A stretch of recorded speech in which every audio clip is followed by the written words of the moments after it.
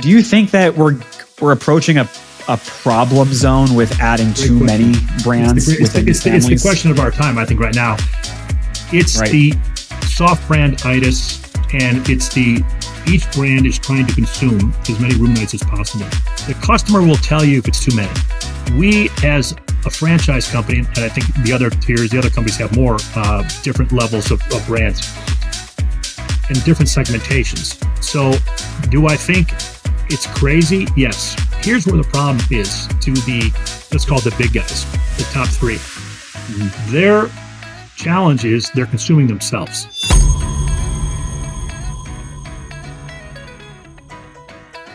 Welcome back, everyone, to another episode of Check In with Bryan. I'm your host, Bryan Fish, and we are here to dive into more of the intersection between business, of hospitality, and travel.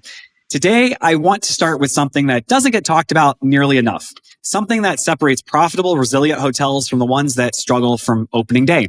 It's the partners you choose, specifically your franchisor and the people you rely on for third-party, unbiased guidance before you ever break ground. In hotel development, excitement can cloud judgment. You find the perfect site, the performer looks solid, a brand rep is enthusiastic, the renderings look incredible, and you're ready to sprint towards signing day. But here's the reality. A hotel is a decades-long commitment. A franchise agreement isn't a handshake. It's a marriage, and just like any marriage, the honeymoon phase doesn't last forever. The wrong franchisor match can lock you into design standards that don't fit your market, fees that don't align with your revenue model, and support that sounds great on paper but disappears once the deal is signed.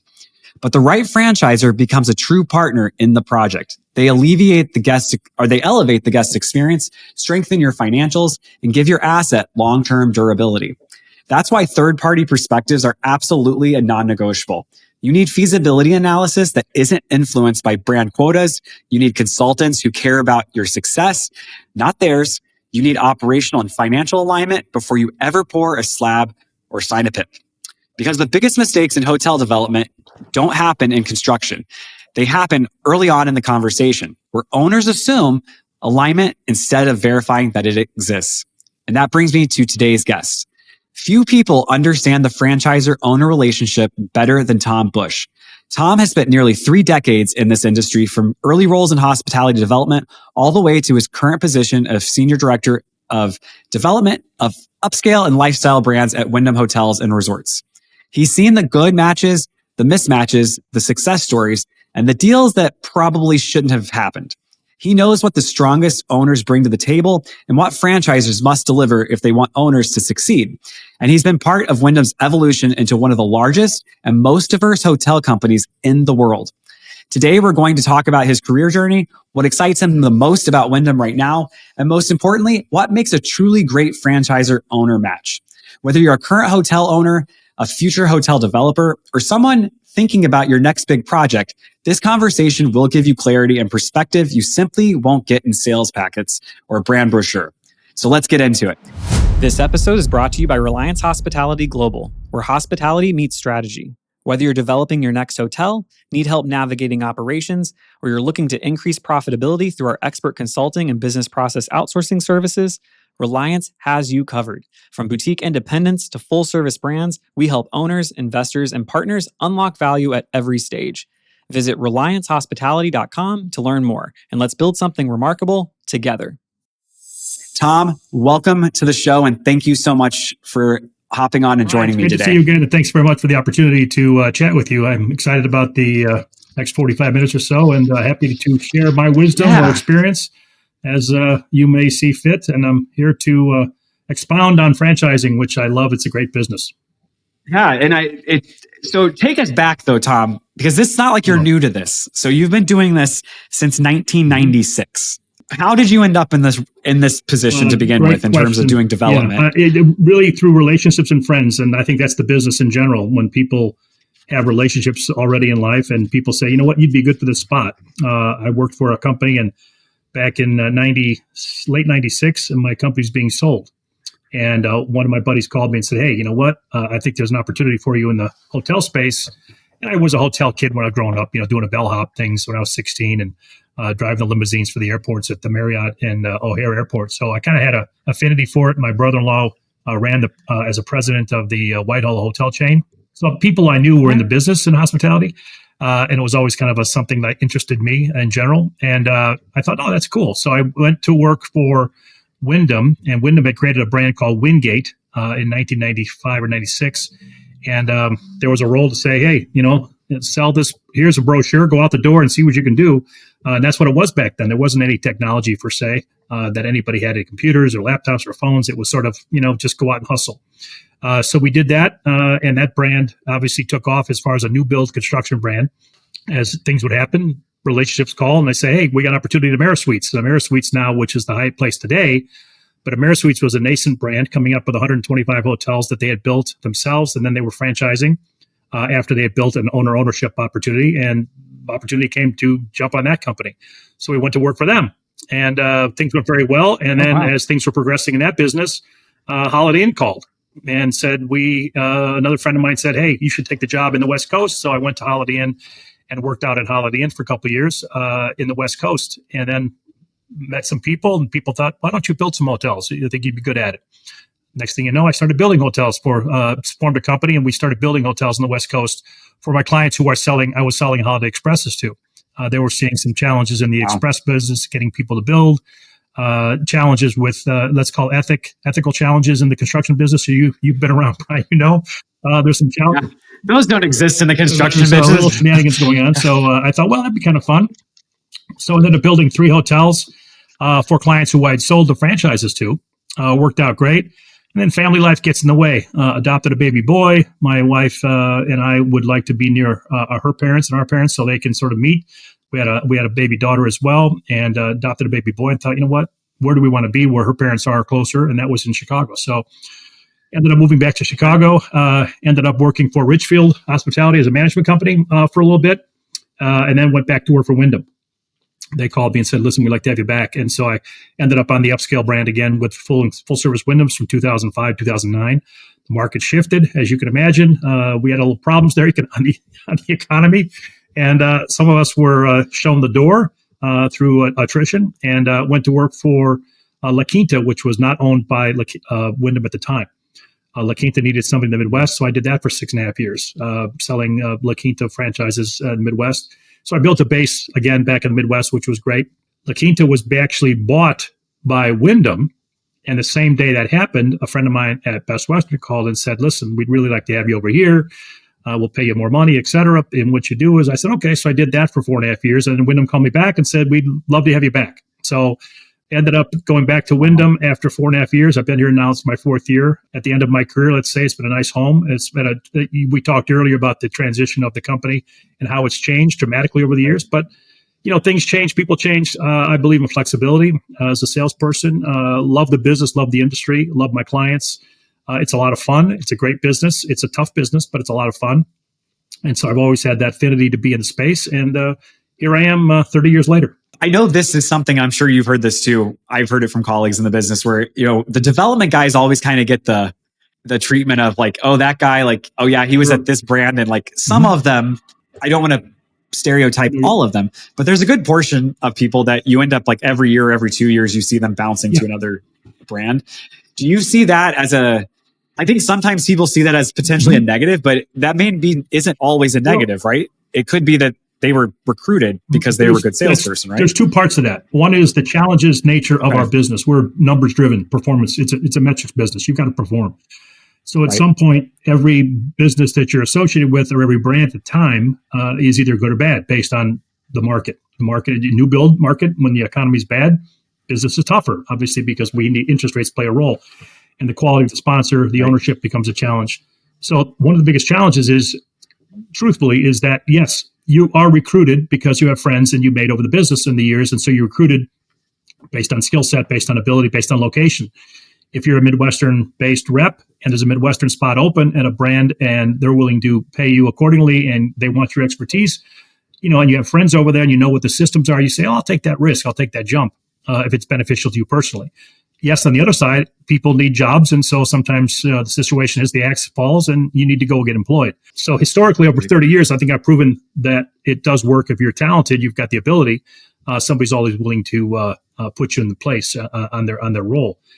So I think at some point, yes, we are looked at sometimes as the customer side looks at us like, wow, you were here someplace, you were there someplace. But over time, if you have, sometimes I know the people. I've sold them another franchise in another situation, and situations change, and they want to buy a new franchise. Not everybody buys the same brand. So at some point, they like the idea that you have had a history and experience and understand the contracts and the licenses. They're all different. So if you work and you come up through a system that's always the same brand, you only know one way. So there is a unique perspective if you're always a Marriott guy and you've always been through a Marriott system, great product, but you don't really know anything. Not unfortunate to them, they just don't have the experience to know what it really is on the other side of the desk. So if you've been with, they've never had a reason to know. It's not a negative. It's not a negative. But the reality is, you've had through certain happenstance. There's been a situation in my particular career, and it's worked out well for me, that I have been on different sides of the branding side.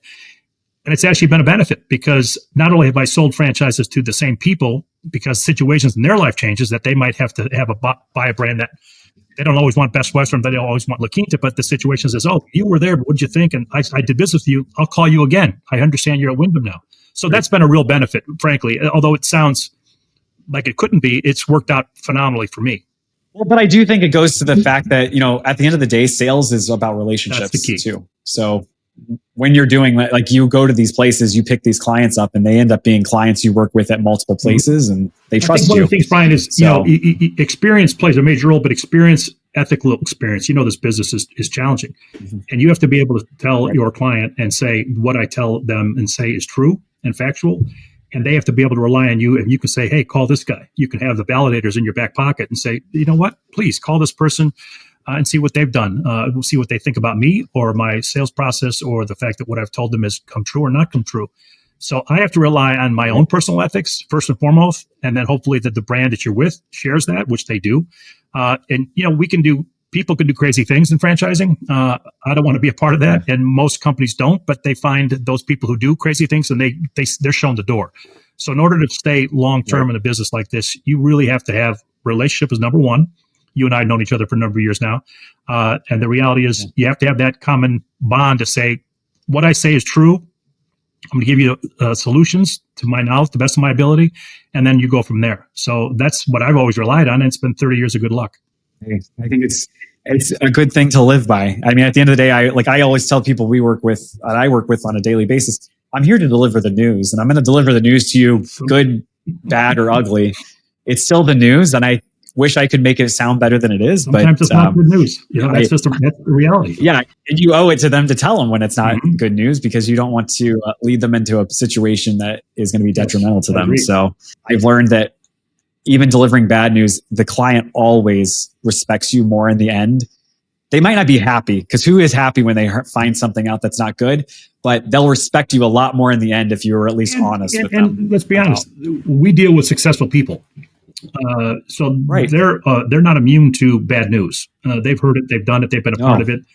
And so when you tell them the truth, sometimes it stings, but at the reality level, they expect it and they know it. They just want to make sure that you know it and what you're getting is the truth, because they already know. Your owners know what's going on. And you can sugarcoat some things to make it a little flowery and sugary, but the reality is they want to know that they invested in you, that you're going to give them a straight shot and you're going to give them a good day's work. And that's all we can ask for, is make sure that it's a two-way street. But, the clients tend not to always tell you everything, let's be honest. But I have to tell them everything. So it's a one-way street on my part, because the FDD, which we're bound by, has to be presented in a way that is factual. And so at some point, we can't sugarcoat the FDD. It is what it is. So everything we say. I always say, I'm going to tell you everything about us and about the project you're doing. And I will learn over the next couple of months everything I need to know about you. Yeah. Because the client, to your point, the owners, the clients don't always, especially if you've not worked with them before, they'll hold some cards back. There's a reluctancy. It all comes out at the end of the day. We've been doing it a long time, so we know there's a reluctancy based on each client's perspective as to what they're able to say or what they're not able to say because of their contractual arrangement with their partners or the city or whatever.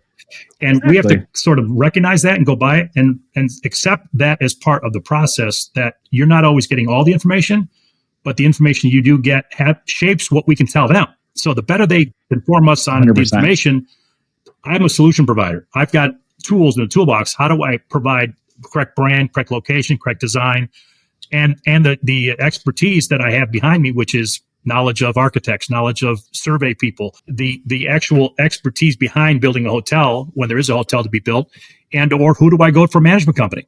What company do you need? Big one, small one, local. So everything they tell me allows me to tell them or show them what's the benefit to be successful. The goal is for success. If they're successful, they'll call me back. I'll have a relationship with them for a long time. And sometimes they're not successful, but that's maybe a fault through system, location, whatever. But I'm going to do my best to make sure that everything that happens is going to be totally fair and truthful, because all I have is my reputation. Moving into your role at Wyndham today, you were there, you weren't there, you were there, you weren't there, then you came back. But currently you're Senior Director of Development for the upscale and lifestyle brands. Just out of curiosity, what does your day-to-day responsibility and priorities look like currently in that role at Wyndham? Great question. I cover the Wyndham brand, the registry brand, the trademark brand, Wyndham Garden. So I have the upscale stuff, the Wyndham Grand, and the Dolce brand. And what we do is, on a daily basis, my day is completely varied. I have not one day that's ever going to be the same. It's a matter of the funnel. As a salesperson, you're always filling your funnel, seeing where your clients are, making sure you have relationships. That's calling the brokers. That's calling the land people. That's calling the hotel people. That's calling the owners. That's calling the history of owners. That's my prior owners in other brands, et cetera, to make sure I know what's going on. It's also traveling to the markets to understand each and every market. What market needs what brand and why? What's available? So study the inventory of the local market, what's being built, what's not being built. Look at the magazines to make sure you see if there's any headlines that I have to know about. There's new technology every day. So what about the technology? There's questions. Every single contract I've ever written has a different question from an owner. There's never been the same one. Each terms are different based on what is peculiar to their need, whether it's an exit strategy. My first comment always is, what's your exit strategy? How long, do you want to be in this project? Where do you want to be? Do you want me to find the site for you? Is a certain state you want to be? Sometimes people don't want to be in certain states for tax reasons. So every single day it's different. And my job is to travel to the markets that I cover. I cover 11 states and have for years. And I've been all over the country, but deal with the clients in my marketplace, and specifically today, and try to find ways to grow each level of brand that I have. I cover 6 or 7 brands. And so the reality is I got to create distribution. So what brand do I concentrate on at that particular day based on what the need is in the marketplace, or the level of calls I'm getting based on demand? Sometimes there's a demand issue. Sometimes there's a hotel for sale, and that means there's 5 or 6 owners looking to purchase that asset. They don't know that 5 different guys have called me about a specific hotel that they want to put that brand on it, because I can't say to each guy's, I got to keep each one private contractually. So helping them find the best way, the best path, but each one might have a different question about what the terms would be for them, what the PIP was going to be, how long can I be in the system? What are you helping me with? What can you provide? What services? Is there key money involved? So everything that we do is different every day. It's the most exciting job because it is fun, and there's nothing similar and nothing that is a day-to-day that I have in 30 years that's been exactly the same day. So it's been fun because it's always different. I've got something to look forward to.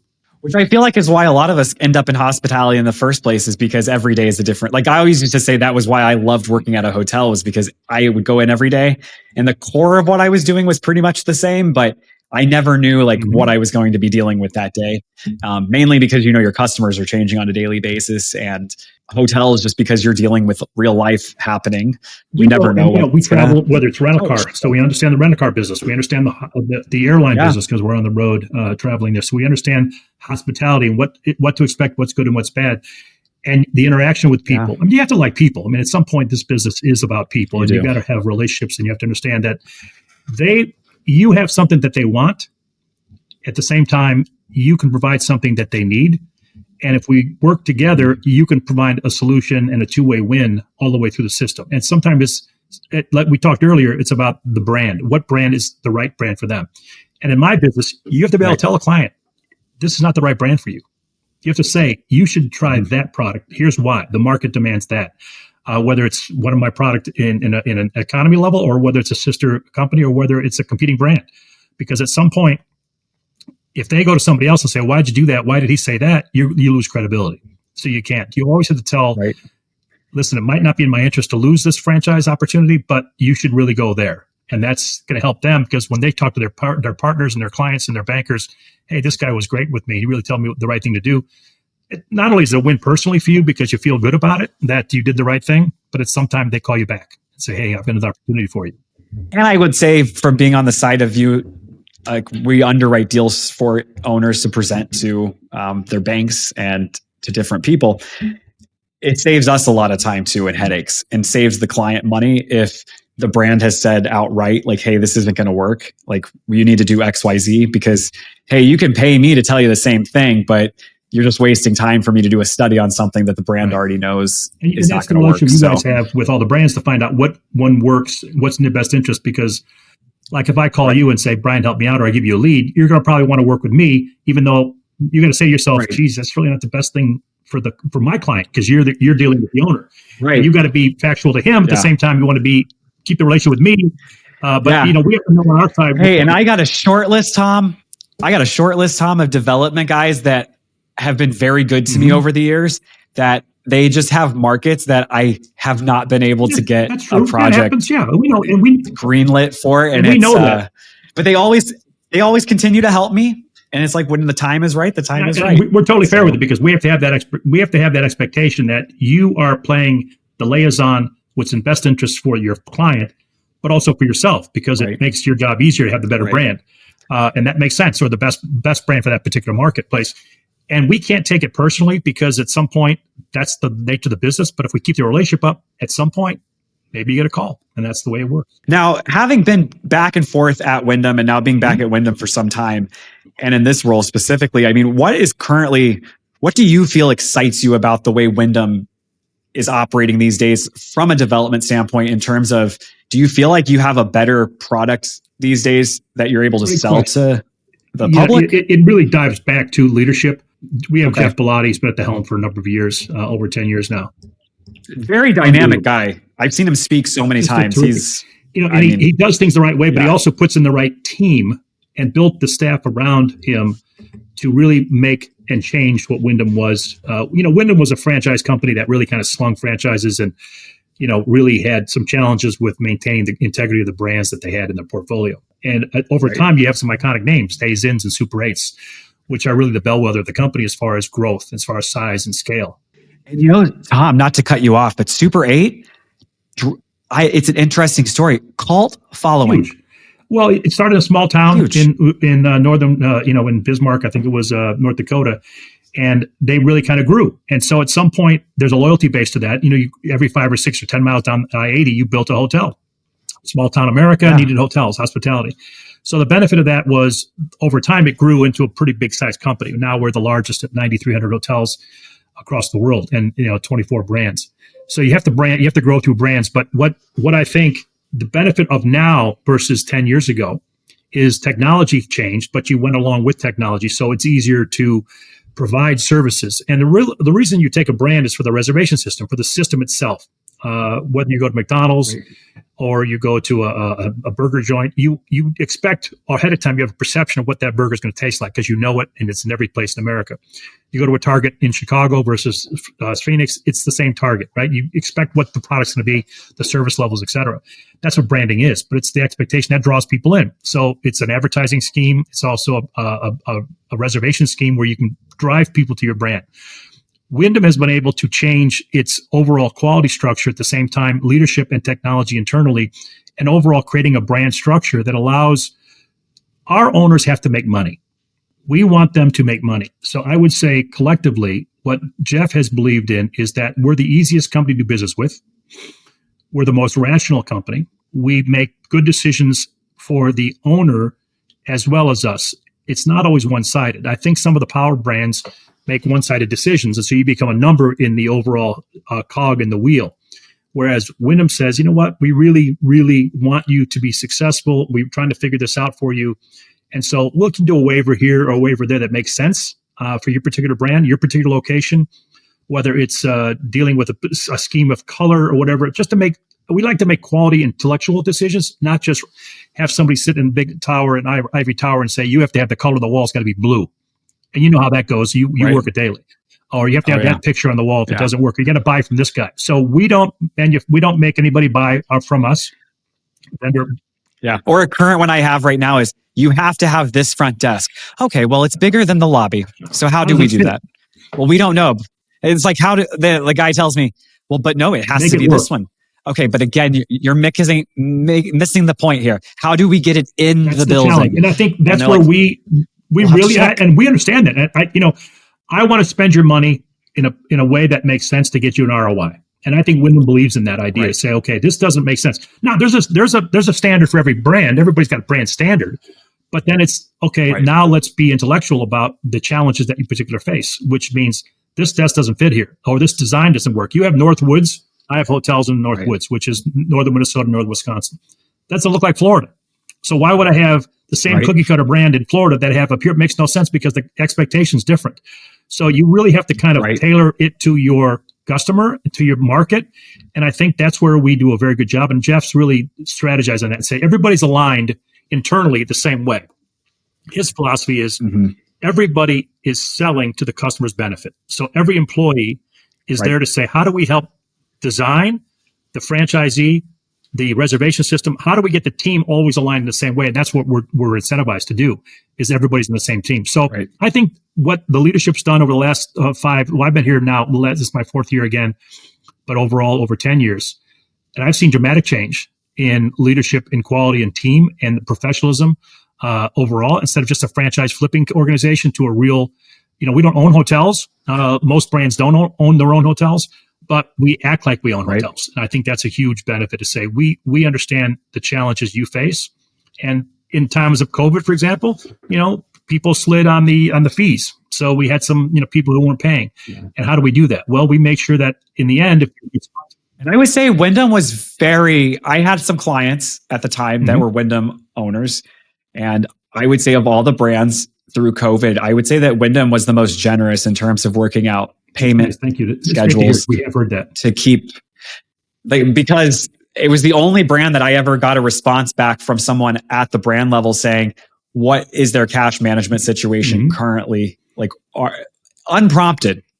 They just could see that we were falling behind, or that the owner was falling behind, and the brand was like, what can we do about it? And when we proposed something, we made some changes. It was a little bit of a negotiation, but Wyndham could have just said, no, you have to pay. They had the right to say that. And Wyndham never did that. And I do have to give credit to Wyndham for that, because unlike some other franchisors, they really did feel like they put themselves in the owner's shoes. I think Jeff is the cause of that. He's an ethical man. And I think on a scale of how he treats the employees and how people respect and respond to him, he's in every meeting. When we go to a sales meeting, he's there. Wow. He knows everybody's name. He knows what's going on. He knows the system, et cetera. So at the end of the day, having a leadership that you can sort of say, you point to the top in most companies and say, is it the right thing to do? And he does the right thing. And I think we've done the right thing. And I think we came out of the COVID issue tremendous. People didn't pay us, but we tack on the end, or we help you out and say, hey, what are we going to do here? And I think that's the way to do it.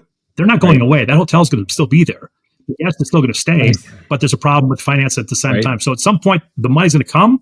And I think he did a great job on making it happen. So we're very proud to be there. Yeah. It was good to have I said it about some banks too, that with some loans that some owners had, there were a handful of people out there that just understood, we didn't ask, the owner didn't ask for these situations to occur. Everybody, the people that kind of put themselves in those people's shoes and said, okay, what can we do to get through this? Because to your point, no one was going away. The reality was that you're still going to have the hotel. And we've all just got to figure out how to make this work. The cycles the guys have been around a long time. The cycles have happened where you've had tough times. Now, whether it's man-made or not man-made, the reality is there's been cycles. And eventually it comes back, because that's the nature of people forget. People still want to travel. People want to move, and people want to get out there. And business is business. And so it's worked out. But I feel like that's a great thing we learned the last 5 years is people still at the core, they still do want to travel. At the end of the day, they want to get out. They want to go experience things. People love the idea of the road, whether it's Vegas or Florida or a unique trip or experiential trip, which you're seeing now much more people trying the experience trips. The younger generation wants something different than the old Holiday Inn. And you know what? The brands are willing to find niches to kind of serve that customer base. And you've seen it, obviously, a management company. Right. Branding is all about that, trying to find a niche to kind of capture that customer base and keep them in your overall in the fold. You know, the old story of the Mercedes-Benz customer starts as a 190, the smaller Mercedes-Benz, you know, and you're 30 years old and you get your first nice paycheck. And next thing you know, you're 60 and you're driving the 450. So at some point, you want to stay linear in the brand. And if you're a brand person, and that's why brands have so many different levels, is because they're capturing your person, your niche, at a certain economic station in your life. Now, you did mention something about you have hotels up in the North Woods area, so up in like Minnesota, I think is one of the areas you mentioned. And we've had a couple interior design folks on this season, and we've talked about hotel design. And in a lot of ways, with many of the brands, and this isn't a specific thing for Wyndham or Hilton or Marriott, it's really across the board. Everybody's gotten to this cookie cutter prototype. If you're building a new build, where they want it to look the same, but you're right. Like the North, like those, like Minnesota is very different from Florida. And I think one of the things that I feel that I've witnessed is like we've kind of washed away the uniqueness of the hotels. And I'd be curious to hear from you having that territory. It's like the core services provided should always be the same, and the expectations should be the same. But if I'm going to go stay at a Trademark Collection hotel that's out, you know, in Minnesota along a lake and in the woods, I expect something a little bit more themed around that, as opposed to something that looks like it could be thrown on like Daytona 100%. Beach or we believe in that as the iconic nature of what a soft branded collection should be. Cookie cutter product, a full service hotel, they're all different. Whether you look at a Marriott, Hilton, or a Wyndham, they're all different physically. Yeah. As much as they want to act like they can make them the same, you can do the smaller brands because you could, you know, they're smaller footprint. You know, a La Quinta has a certain look. A Holiday Express has a certain look because the footprint's different. You can build them new. You can build them on a site. Anything new you can build and say that's a spec you can build to. But when you're doing conversions or iconic, so I'm doing new build trademarks and I'm doing conversion trademarks. And the difference is, like you said, in the North Woods, we've got hotels that are, you know, former other brands, and they just dial it up a little bit, put a little boutique in it, a little more skill, a little more style, a little more design, but you tailor it to the market. And you can do, as long as it's iconic looking and different. We don't want it to be similar to anybody else. So I have a 34-room property up in Rainier, Minnesota, called the Cantilever. I've got 1,100-room property in Louisville.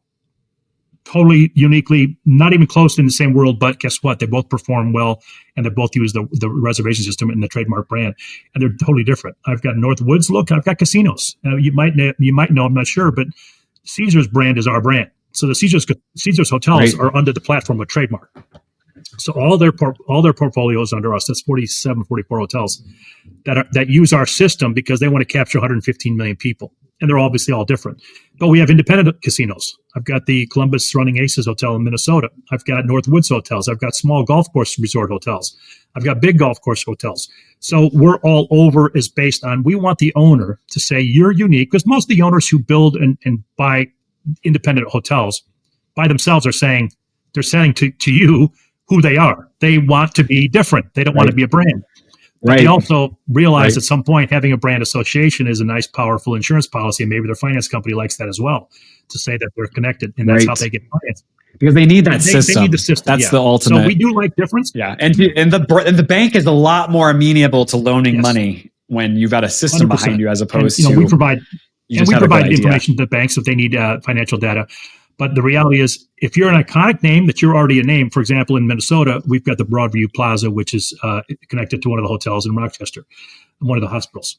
Does very well, but they also wanted to be a part of a system to sort of help them get the edge over the guy down the block who's an independent.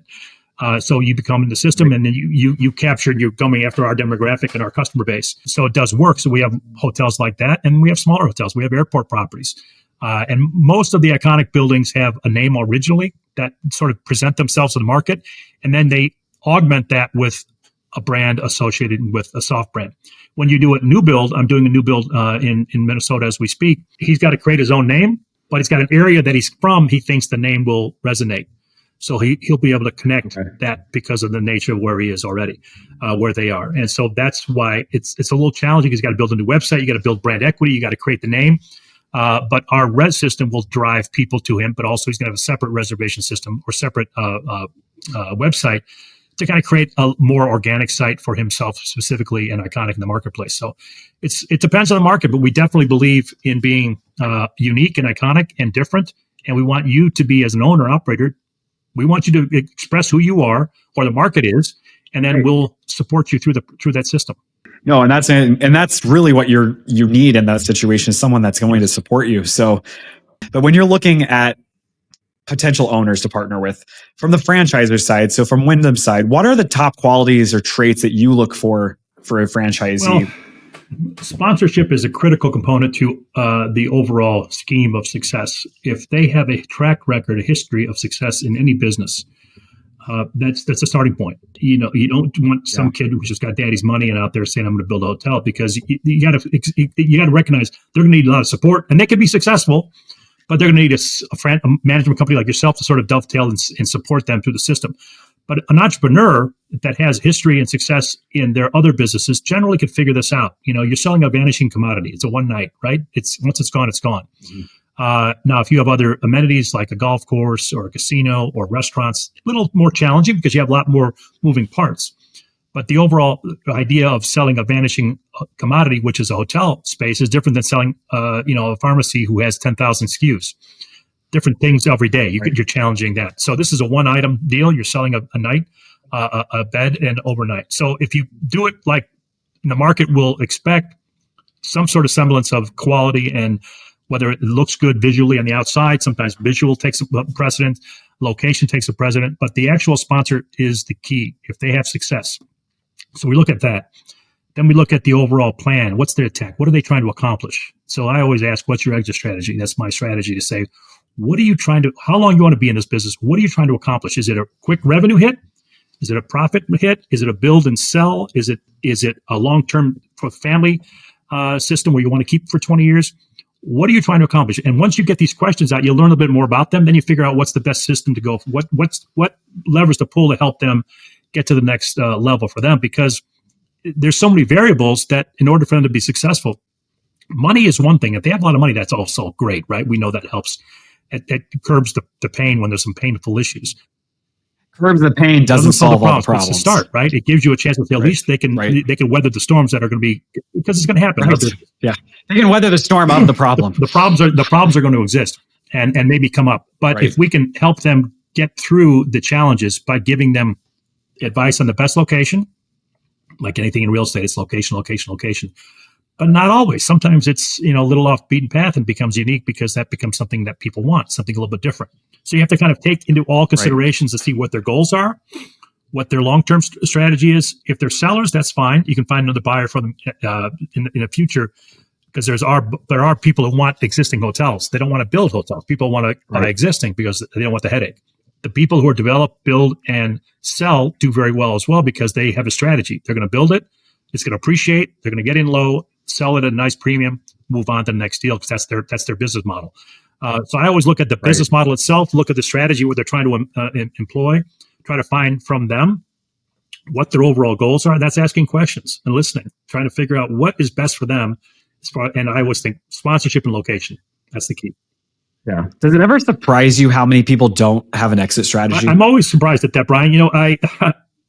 I think people get into it as a romantic version of hospitality, right? It's a very sexy business. Right. They stay in hotels, they travel. You go to Hawaii, you go to Europe, you stay, and you think, wow, I would love to own one of these. They're a successful businessman, a banker, a manufacturing company. I can do this better than them. I had a bad experience, so I like that experience. I want to do it. I want to do it in my town. They want to be the patriarch of the town. And you've seen this a million times, right? Small town America. There's always the mayor comes up and says, "Hey, I need 5 guys to throw in $100,000 each. Let's build a hotel." And then they've got different ideas and different perspectives. Do they do a low end brand, a high end brand? Why do they do it?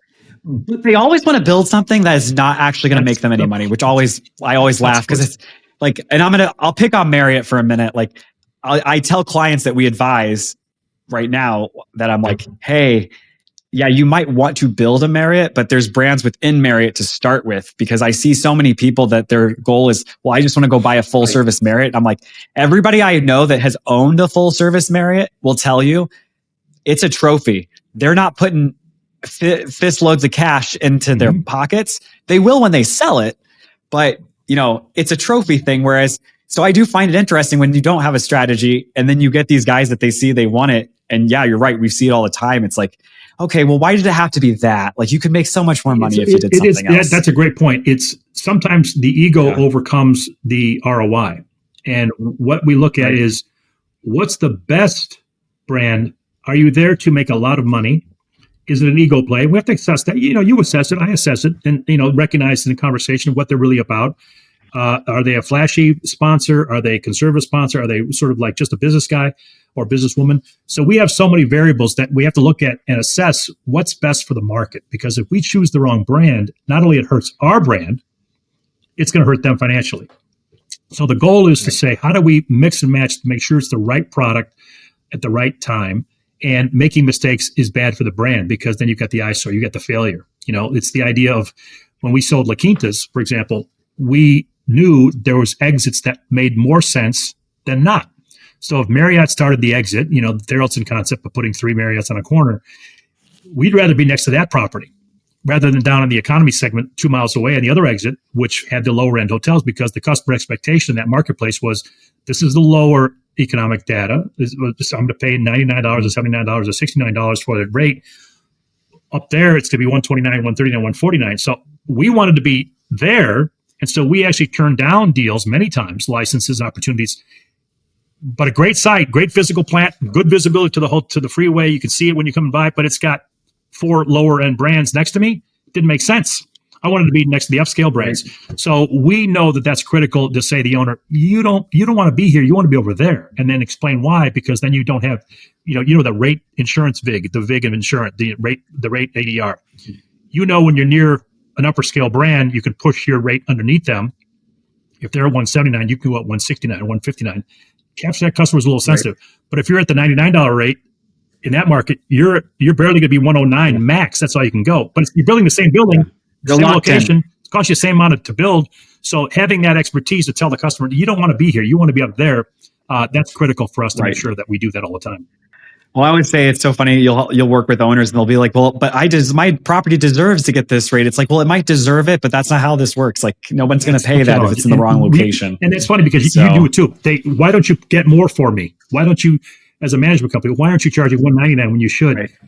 Because the market, what each brand will bear, even though they did a nice job in the renovation. So what we're seeing, especially after COVID, is that brands, held off on some renovations, and then they put a lot of onus on the owners to say, I need this all done. So you have a gut renovation of a hotel, and you say it cost you $30,000 a key to redo.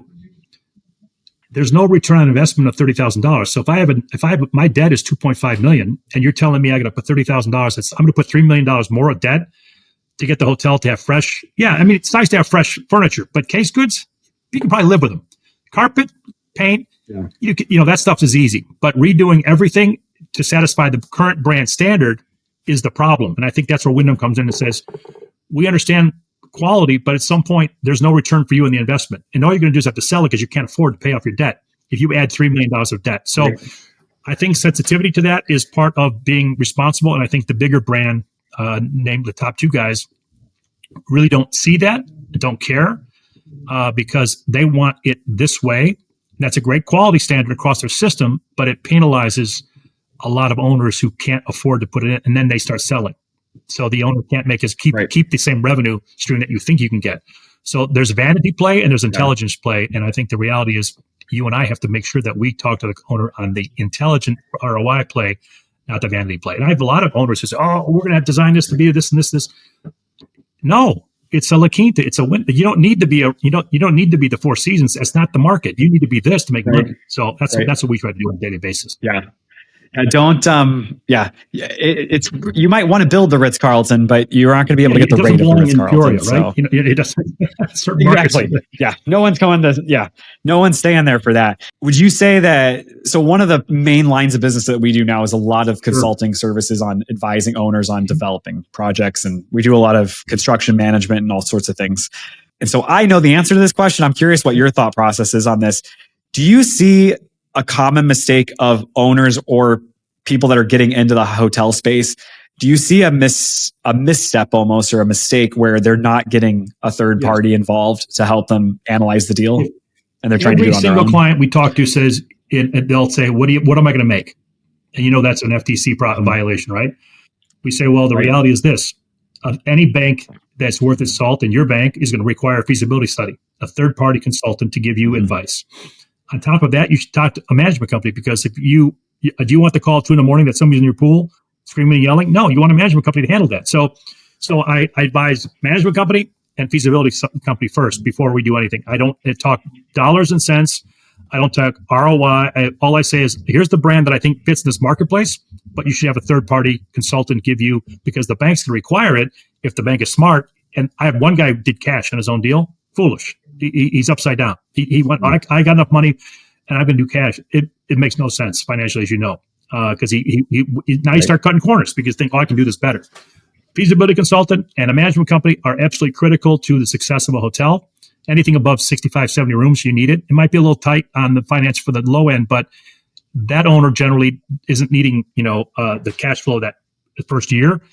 They're going to go over 4 or 5 or 6 years, let it build up, and the appreciation of the asset, which is critical. But I totally believe feasibility consultant, absolutely, and consulting in general is critical to success of a hotel space. Right. And I definitely think the one thing I see from the outside looking in, because we'll get calls after the fact, after something's happened and the person's underwater, and those calls, I never laugh at them, but I kind of want to laugh sometimes, because, and I even actually said this to a friend this morning. I was on the phone. We had a hotel we opened, it's like 9 years ago, I want to say. It opened a couple of days before Christmas. I get a phone call like on Christmas Eve from the owner, and he's like, I don't understand. Why are there only 5 rooms occupied? I'm like, well, we've been telling you for months that this was going to happen. And on top of it, it's Christmas Eve in in a Midwest market where it's like the weather's not great. No one's going there. And the problem in that was a great case study for the fact that like this owner had spent every last dime he had to build the place and just did not believe anyone that he needed operating reserves for the first 2 years. Like, it was like, people, you don't build it and they will come. And it's not now. Granted, I had another hotel in another market that we thought that owner was nuts, because he kept telling us, no, it's going to get flooded. And we did our study and the math kept working out. It was going to be strong. We knew it was going to be strong. But he needed like 2 months of operating reserves. And then all of a sudden he was perfect. But again, we can't always guarantee that that's going to be the outcome. And I think having somebody to be able to tell you, hey, you need to you don't need that hand dryer in the bathroom. Let's go ahead and skip that, because you're going to need those dollars later. It's not about the actual costs. It's about the expected costs and the protected cost of what the future will bring, or possibly, because we don't know the future.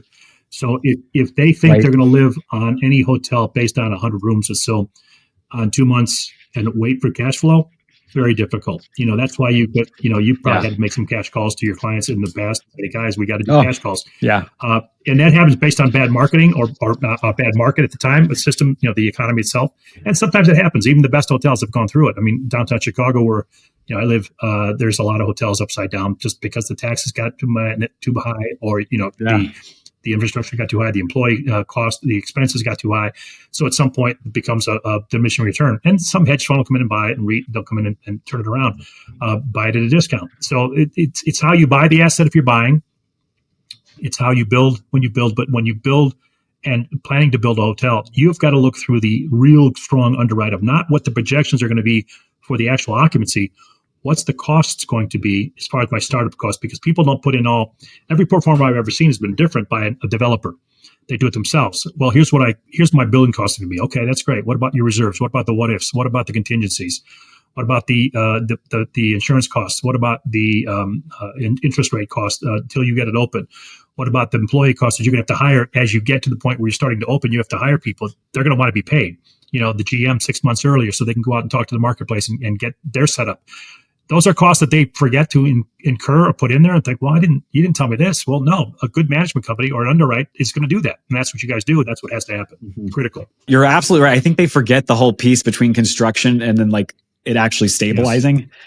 And it's, telling them, I had a good dinner with somebody once, and I was explaining to him, we're going to put a budget together from all your construction, layering in then as you're hiring people, and showing him how the cash is going to come in and out, and all of this works.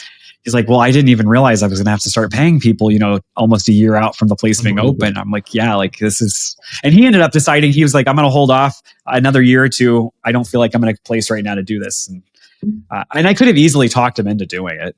But it's not honestly, the right thing to do. But it's not the right thing to do. And it's like, it was a legitimate, like, I could see the look in his face of like, oh shit. And it would come back to haunt you because now you got more work. At some point it's not. Oh, 100%. And that's the thing. I'm like, if there's no point, like you've met some of my colleagues, and we all agree on one simple thing. It's like, do not tell them something that can't happen, because it's so much worse in the end, because we have to then try to figure out how to fix something that we knew it couldn't happen to begin with. It's unfixable. So that becomes a shouting match and doesn't work. Unfixable. Yeah. And the math is the math. So, do you feel like all the brands right now, all the major franchisers, Marriott, Hilton, IHG, Wyndham, Hyatt in a way, Choice, do you think that we're approaching a problem zone with adding too many brands within these families? It's the question of our time, I think, right now. It's the soft brand itis, and it's each brand is trying to consume as many room nights as possible. They're also, keep in mind, the brands are trying to serve the owner's requests as well. So it's two-edged sword. The brands are saying, where's my customer? After all the surveys we do, where's the customer today, and what's the age group of the demographic? So we have the challenge of finding the customer. Who is served by whom? We know the guy slinging a hammer is probably staying at the Echo Suites.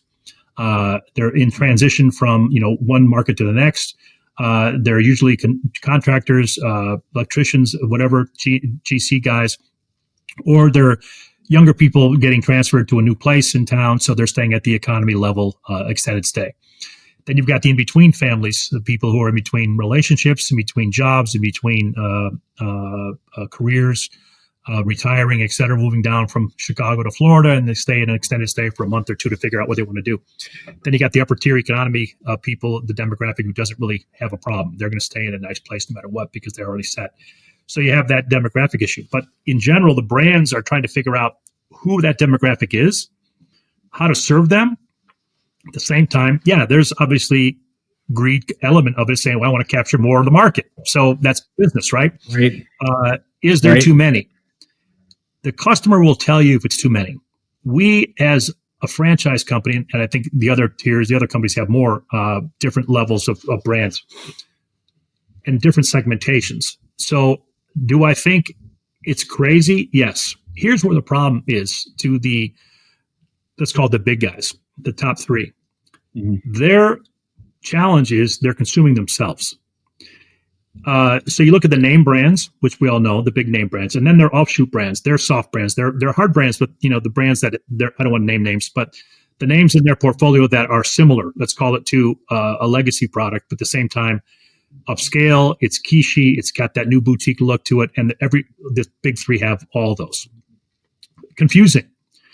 But the owners are also in their own world confused because they want something different. They're tired of the big box. They're tired of a DoubleTree. They're tired of Marriott. I've got 4 of them. I want something unique. I want to do something fun. And so they take one of those, or they buy a sister company or a sister product, and they make it into one of these new unique names. The market will dictate whether they're successful. The challenge is the consistency of that customer coming back. Is it a one-time experiential stay, or is it a consistent stay? What you'll find is, and the big event groups, event companies, event markets like the big Chicagos and Orlandos and Nashville and New York and San Diego and LA, people stay in traditional product. It's just easier to do. They know what's going to be there. They're less likely to test the offshoot, luxury, cool, hip brand. So your demographic shifts, right? You have a demographic that'll stay there on their own, but not for business. I was just going to say, it's exactly like when I travel for business, I will always stay in the like 3 hotels that I know, because I need the internet to work really well. And like, there's certain things I know from a consistency standpoint, but if it's for personal, I'll go try something. Because not only, you're unique because you're in the demographic, but you're also in the hotel space and you got to test them out. Right. So true. You're not the exact perfect but you're the demographic age where you say, I want to try something new. I want something different. I want a unique experience, which is completely rational. However, on business, you have to be the tried and true. You have to say, I want to make sure that my restaurant is there, my this is there, but this, and I also know my price point. You might pay a bit more for something else unique, but because you can. But are you going there consistently on a business case basis? It might be location, but not as much. And I think that's going to be the challenge as we often see so many, Hyatt's got a bunch, Marriott's got a bunch, Holiday Inn's got some new stuff. Obviously, there's some nice ones in Hilton. I think they're consuming themselves. The biggest challenge of a major market is consuming your own brand because you're competing against yourself. Go to any of the apps and go to any market and say, I want to stay here in a city center, and there's 10 of the big guys, and they're all the same. Might be different price points, but wouldn't you say that is why especially owners that typically have done franchises from the big three, like now's kind of the time for companies like Wyndham, the Choices of the world, Hyatt's, where they're not so saturated in markets where it's actually, let's go in. Like, you need to take a look at these alternatives options that you maybe haven't looked at in the past. True, and we have had success in that. We created the Registry brand, which is really domestically, it's been an international brand. We have about 30 hotels, and they're also in Cancun and the Mexican Riviera, high-end 5-star resorts. And we have our second one open now down in Miami Beach. So we believe there's a market for it. We also believe the trademark has a huge growth platform for us. We have about 250 now open. And we're seeing the same thing. So yes, is there that opportunity in that particular marketplace? Yes, that's a good thing. So at some point, the value proposition is, how do we provide what the customer wants to be different and also get the Wyndham name out there in markets that are available? And we have the availability for those markets, but once they consume themselves and see how many of the same brands they're sharing reservations, that's the biggest challenge. And you're not going to share our reservation. And that's what we see. And that's our pitch. To say, you're sharing reservations, look at the 5 minutes from when you're at this hotel, look who's there. And why do you want to do that when you're going to get my business and the offshoot of that business? And location plays a role. But yes, I do see that as a unique challenge the brands have to serve the client and the customer. The client is the owner, the customer is the guest. And you're trying to match both, and it's a challenge. And I always think it's interesting, to your point, like when you search for a market, like if as a consumer you look, if there's one brand, like main franchisor that dominates like the first 6 listings, if I'm an owner in those first 6 listings, then it goes to the level of like, and we're in the business, so we understand which hotel within that franchise is going to get that booking first. And it's like, and typically that brand's already is not the one your client owns. So it's like, the business is going to go there. So it's like, you might as well just go to a different flag that you can now, the guest that wasn't going to book in that ecosystem is going to go and take a look at something else. It's a big challenge. I mean, as a management company, seeing 6 or 7 of the same brand, the same marketplace, that's a challenge because you're sharing reservation. That's all you're doing. Customer chooses, maybe it's a price point, maybe it's location, but the customer is choosing something unique, different that they're not getting from what they need to expect. That the owner is the problem. The customer wins. The owner does not as much. Right. Exactly. It's always that's the thing. It's the owner, and it's the pie is only so big, right? So, Tom, this has been fantastic. I could talk to you for like the next 8 hours, honestly. But you've shared a lot of great information today. I loved it. If anyone wants to get in touch with you to learn how they can work with you a little bit closer to develop potentially a Wyndham hotel, convert a hotel that they've currently got over, what's the best way to get in touch with you? It's tom.busch, like the beer, BUSCH @wyndham.com. I respond within a few minutes or an hour, 7 days a week. I will respond. So tom.busch, like the beer, BUSCH @wyndham.com. Well, thank you so much, Tom. I hope maybe we'll have to have you back again next year or next season. Because again, like I have like another 30 questions I could ask you. Because I find this whole thing very interesting. The whole like development landscape is interesting. And I think it's revving up more now too, because I feel like people have so many options. There are. And every time we've seen a decline in the market, I always feel like that's when we start to see like amazing things happen on the other side. We used to say, the market's under demolished. There's the old sale. It's not overbuilt; it's under demolished because hotels age. They get aged out and they become nursing homes or rental or knocked down for something else. And markets shift as well. Halfway houses, but markets shift as well. Markets shift, and they do. Under demolished is a term we use because you'll always see growth in hospitality, but at the same time you'll see hotels. And even I'm looking where I live, I see hotels being knocked down because they lost their economic viability. And I think it's good to put the building out of its misery at some point. It becomes too much cost to keep it going. Exactly. Well, everyone, thank you so much for joining us today for this awesome conversation with Tom. Be sure to check out the Wyndham Development website. We'll put a link below for you all to go take a look at. And then we hope to see Tom again. And then for the rest of you, make sure to check out this Friday's episode of the Friday Checkout. And we will see you then. And if we don't see you Friday, we'll see you with next week's new episode. So take care, everyone, and enjoy your week. Good luck. Bye-bye now. Thank you. Thanks, Tom. This episode of Check In with Bryan is a production of RH Media Productions, hosted by Bryan Fish, executive producer Tyler Alexander, marketing support provided by Sunny Templar. Thanks for checking in. Be sure to follow us wherever you get your podcasts so you don't miss this week's Friday Checkout coming this Friday at 9 a.m. Eastern. The views and opinions expressed in this podcast are those of the hosts and guests and do not necessarily reflect the official policy or position of Reliance Hospitality Global Incorporated or any of its affiliates, partners, or subsidiaries. All content is for informational and entertainment purposes only and should not be interpreted as professional or legal advice.